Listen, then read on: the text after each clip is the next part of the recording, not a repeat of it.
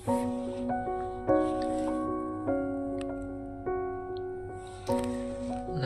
selamat malam semuanya. Perkenalkan, nama saya Yulvinus Saluhu, Prodi Sistem Informasi, Fakultas Sains dan Teknologi. Saya berasal dari kampus Juniadin Medan.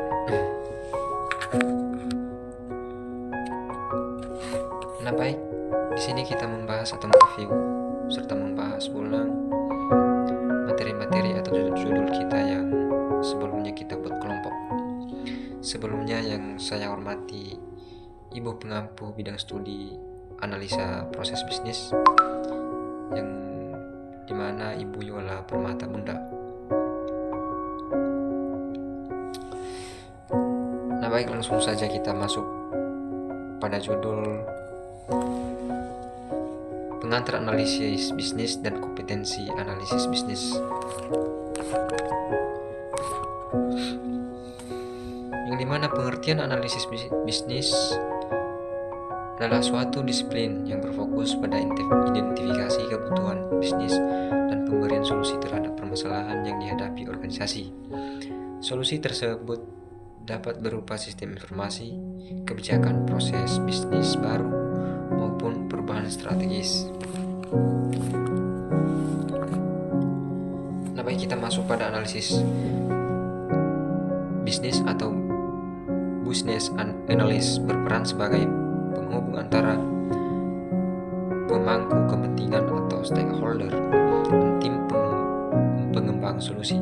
Beberapa tanggung jawab utama analisis bisnis adalah: yang pertama, mengumpulkan dan menganalisis kebutuhan bisnis; yang kedua, menyusun dokumentasi kebutuhan; yang ketiga, memberikan rekomendasi solusi; dan yang keempat, menguji kelayakan solusi.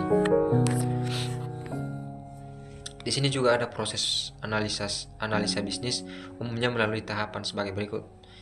Yang pertama, identifikasi masalah; yang kedua, pengumpulan data dan kebutuhan; yang ketiga, analisis kebutuhan; yang keempat, perancang solusi; yang terakhir yaitu evaluasi dan validasi solusi.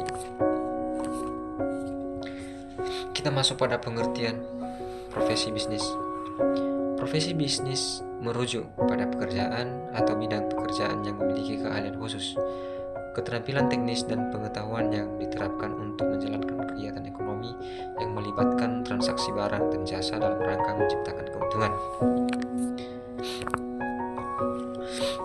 Selanjutnya kita masuk pada tujuan profesi bisnis. Di sini ada beberapa hal yang mencakup tujuan profesi bisnis, yang dimana yang ke-1, mengidentifikasi keterampilan dan kompetensi utama yang dibutuhkan; yang kedua, menjelaskan pengertian dan ruang lingkup profesi serta analis bisnis; dan yang terakhir, menganalisis kontribusi analis bisnis dalam peningkatan kinerja organisasi. Baik, kita masuk pada manfaat profesi bisnis. Di sini mencakup beberapa profesi bisnis, yaitu menambah wawasan tentang pentingnya peran analis bisnis di berbagai sektor industri. Yang kedua, memberikan gambaran kepada pelajar atau profesional yang tertarik menekuni di bidang ini. Yang ketiga, menjadi referensi bagi organisasi dalam merekrut atau mengembangkan profesi analisis bisnis. Baik, kita masuk pada contoh profesi analisis bisnis. Di sini mencakup beberapa hal contoh profesi analisis bisnis. Yang pertama, analisis bisnis IT, yang dimana menghubungkan kebutuhan pengguna dengan tim serta mengembangkan teknologi. Yang kedua, analis proses bisnis, yang dimana mengidentifikasi dan meningkatkan efisiensi proses kerja. Dan yang terakhir yaitu analis strategis bisnis, membantu manajemen dalam merumuskan strategi perusahaan berdasarkan data dan tren pasar.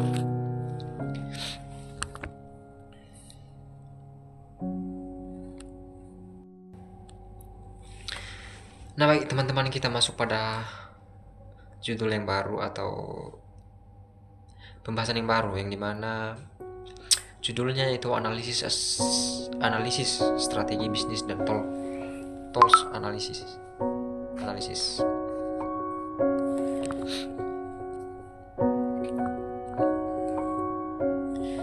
Nah, baik, di sini ada pun proses pengembangan strategi bisnis yang dimana satu melakukan analisis menyeluruh terhadap lingkungan internal dan eksternal.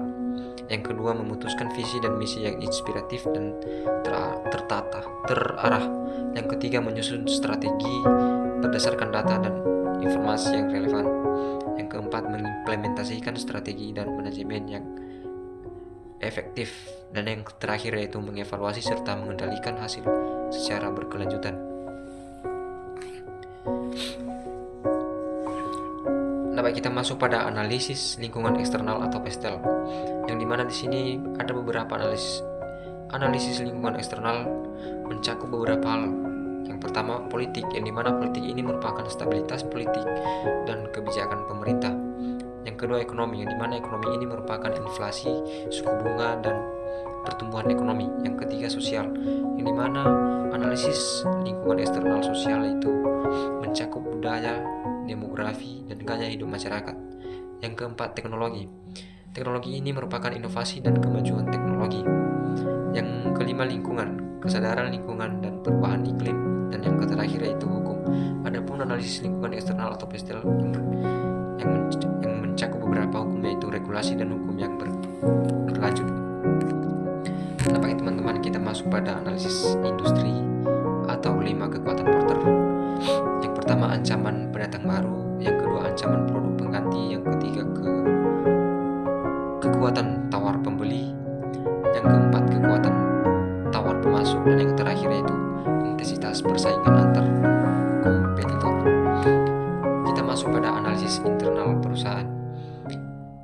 Analisis internal perusahaan mencakup beberapa hal, yaitu yang pertama menilai sumber daya, kompetensi inti, dan keunggulan unik perusahaan. Dan yang kedua melakukan analisis rantai nilai untuk menemukan efisiensi. Yang terakhir melakukan benchmarking terhadap pesaing utama. Nah, baik, kita masuk pada alat analisis strategis atau analisis SWOT. Yang ke-1 kekuatan, yang kedua kelemahan, yang ketiga peluang, yang keempat ancaman, yang terakhir yaitu dapat digunakan sebagai dasar formula strategi bisnis. Kita masuk pada alat analisis strategis atau Business Model Canvas atau BMC. Alat analisis strategis ini terdiri dari 9 elemen penting, yaitu segmen pelanggan, proporsi nilai saluran, hubungan pelanggan, sumber pendapatan, aktivitas utama, sumber daya utama, mitra utama, dan struktur biaya. Dan yang terakhir yaitu menyediakan representasi visual dari model bisnis. Nah, baik, kita masuk pada alat analisis strategis atau Blended Scorecard. Yang pertama perspektif keuangan, yang kedua perspektif pelanggan, yang ketiga perspektif proses internal, dan yang terakhir yaitu perspektif pembelajaran dan pertumbuhan. Oke, nah baik teman-teman, kita masuk pada pengertian teknik investigasi, yang dimana teknik investigasi adalah serangkaian metode, prosedur, dan keterampilan sistematis yang digunakan untuk mengumpulkan bukti dan menganalisis fakta. Di sini ada ciri-ciri teknik investigasi, yaitu 1. Sistematis, dilakukan dengan tahapan terstruktur dan perencanaan pengumpulan data. Yang kedua berbasis bukti, mengandalkan fakta empiris atau fisik, digital atau kesaksian, serta bukan asumsi. Dan yang ketiga yaitu objektif, tidak dipengaruhi prasangka atau kepentingan subjektif. Dan yang keempat yaitu legal, mematuhi hukum dan etika, atau misalnya tidak melanggar privasi tanpa izin.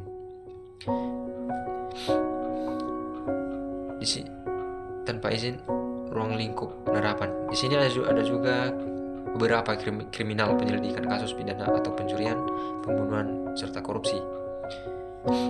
Yang dimana bisnis audit, fraud, penyelidikan kecurangan karyawan.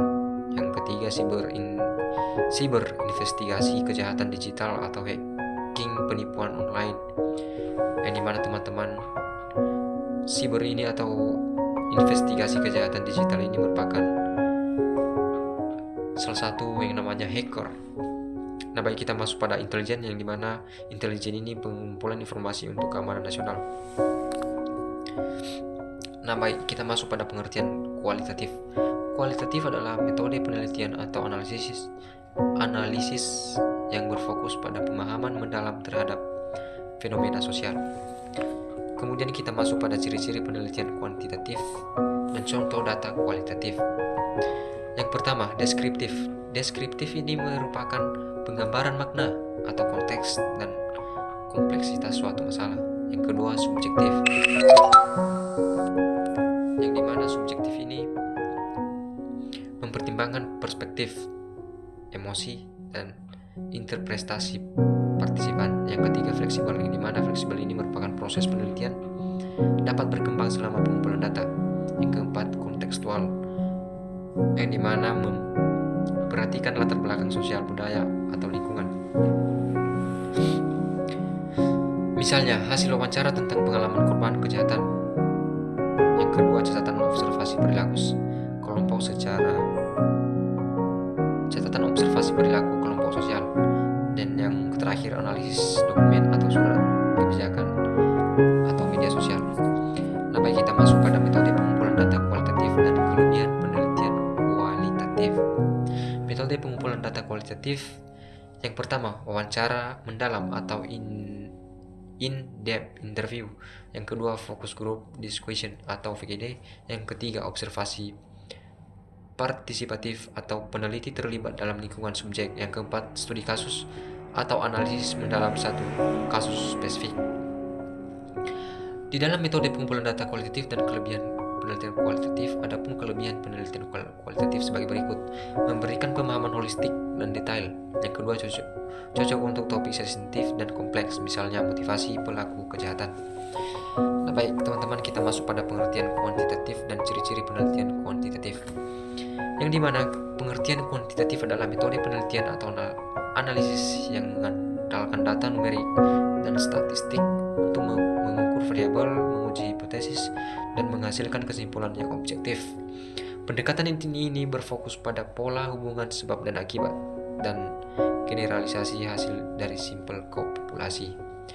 Di sini kita juga mempelajari ciri-ciri penelitian kuantitatif. Yang pertama, numerik. Numerik ini merupakan data berupa angka, statistik, atau skala terukur. Yang kedua, struktural, yang dimana mengikuti desain penelitian yang ketat, atau misalnya eksperimen atau survei. Yang ketiga, objektif, hasil ukur secara netral tanpa bias subjektif. Yang keempat, replicable, dapat diulang dengan metode yang sama untuk validasi. Kemudian teman-teman, kita masuk pada contoh data kuantitatif serta metode pengumpulan data kuantitatif, yang dimana contoh data kuantitatif dan metode pengumpulan data kuantitatif mencakup beberapa hal, yaitu jumlah kasus penipuan online dalam setahun. Yang kedua, persentase karyawan yang terlibat kecurangan finansial. Dan yang terakhir yaitu skor kepuasan korban terhadap proses hukum atau dalam skala 1-10. Yang pertama, dilakukan survei, yang dimana kuesioner dengan pilihan ganda atau skala Likert. Yang kedua, eksperimen, yang dimana eksperimen ini merupakan melakukan uji coba terkontrol dengan variabel independen dan dependen. Yang ketiga, analisis database, merupakan data sekunder seperti laporan keuangan atau catatan kriminal. Yang terakhir, observasi sistematis pencatatan frekuensi perilaku tertentu.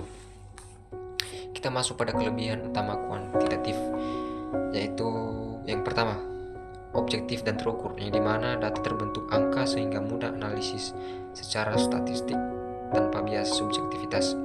Yang kedua, dapat digeneralisasi merupakan dengan simpel yang representatif, hasilnya bisa diterapkan ke populasi lebih luas. Kemudian kita masuk pada pengertian dokumentasi, yang dimana dokumentasi merupakan proses pengumpulan, penyusun, penyimpanan dan penyajian bukti tertulis, rekaman atau arsip, atau dalam bentuk dokumen fisik atau digital untuk tujuan pencatatan referensi atau penangguhjawaban. Nah, baik kita masuk pada jenis-jenis dokumentasi. Yang pertama, dokumentasi teknis yang merupakan manual, panduan, serta laporan proyek. Yang kedua, dokumentasi hukum, yang dimana dokumentasi hukum ini merupakan kontrak, berupa kontrak atau sertifikat atau akta. Yang ketiga, dokumentasi medis, yang dimana dokumentasi medis ini merupakan rekam medis atau pasien. Yang keempat, kita masuk pada dokumentasi akademik, merupakan dokumentasi akademik ini merupakan skripsi atau jurnal serta penelitian. Dan yang terakhir yaitu kita masuk pada dokumentasi bisnis, merupakan laporan keuangan dan proposal. Demikian kita masuk pada unsur-unsur dokumentasi dan tujuan dokumentasi. Unsur-unsur dokumentasi mencakup beberapa hal. Yang pertama, pengumpulan data, yang dimana mencari dan mengumpulkan informasi dari berbagai sumber. Yang kedua, pencatatan, yang dimana menyimpan informasi secara tertulis, visual atau audio. Yang ketiga, pengorganisasian. Pengorganisasian ini merupakan menyusun dokumen secara sistematis agar mudah diakses. Yang keempat, penyimpanan, yang dimana menyimpan dokumen dalam bentuk fisik atau arsip untuk digital atau database. Yang kelima, pelestarian, yang dimana memastikan dokumen tetap utuh dan dapat digunakan dalam jangka panjang. Dan yang terakhir yaitu distribusi, merupakan membagikan dokumen kepada pihak yang membutuhkan. Baik kita masuk pada tujuan dokumentasi, yang dimana sebagai bukti autentik. Dan yang kedua, memudahkan akses informasi. Yang ketiga, mendukung pengambilan keputusan. Yang keempat, meningkatkan transparansi dan akuntabilitas. Dan yang terakhir yaitu memenuhi kewajiban hukum atau administratif. Kemudian itu ajalah pembahasan dari saya untuk pengertian teknik investigasi. Selanjutnya kita masuk pada judul yang lain. Nah, bagi teman-teman, kita masuk pada judul baru yang dimana judulnya dokumentasi dan pengelolaan kebutuhan. Di sini ada beberapa pentingnya dokumentasi, yang dimana yang pertama menjadi dasar seluruh siklus hidup perangkat lunak, yang kedua jembatan komunikasi teknis dan non teknis, yang ketiga menjelaskan fitur dan konteks bisnis, batasan dan kriteria sukses. Kemudian kita masuk pada judul proses dokumentasi kebutuhan, yang dimana dokumentasi kebutuhan ini tidak dilakukan secara sembarang, melainkan melalui serangkaian proses yang sistematis dan struktur. Beberapa tahapan utama dalam proses ini meliputi identifikasi kebutuhan, klasifikasi kebutuhan, penyusunan dokumen, serta yang terakhir review dan validasi. Di sini kita masuk pada teknik penggalian kebutuhan, yang dimana ada mencakup beberapa hal, yaitu yang pertama wawancara, yang dimana bertemu langsung dengan pengguna atau stakeholder. Yang kedua menggali informasi eksplisit dan implisit secara mendalam. Yang kedua diskusi kelompok atau VID, melibatkan banyak pihak secara bersama, mengidentifikasi kebutuhan dari berbagai sudut pandang sekaligus. Yang ketiga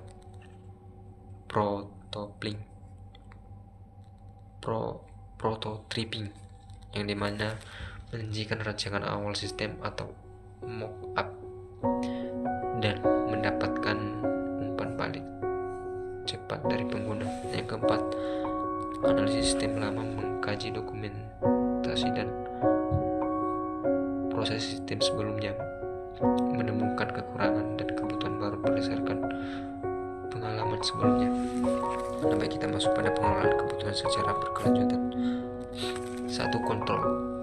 Kontrol perubahan atau change control, menyaring dan mengevaluasi setiap perubahan kebutuhan untuk menilai dampaknya terhadap mutu, biaya dan kualitas sistem. Yang kedua, versioning atau versi kebutuhan. Setiap versi perubahan kebutuhan harus harus dicatat dengan jelas agar tim memiliki referensi yang konsisten dan mutakhir. Dan yang terakhir yaitu traceability atau keterlacakan, yang dimana menelusuri setiap kebutuhan dari dokumentasi awal hingga pengujian untuk menjamin seluruh kebutuhan dan diimplementasikan serta diuji. Demikian teman-teman, itu saja penjelasan dari saya. Jika ada kata-kata yang kasar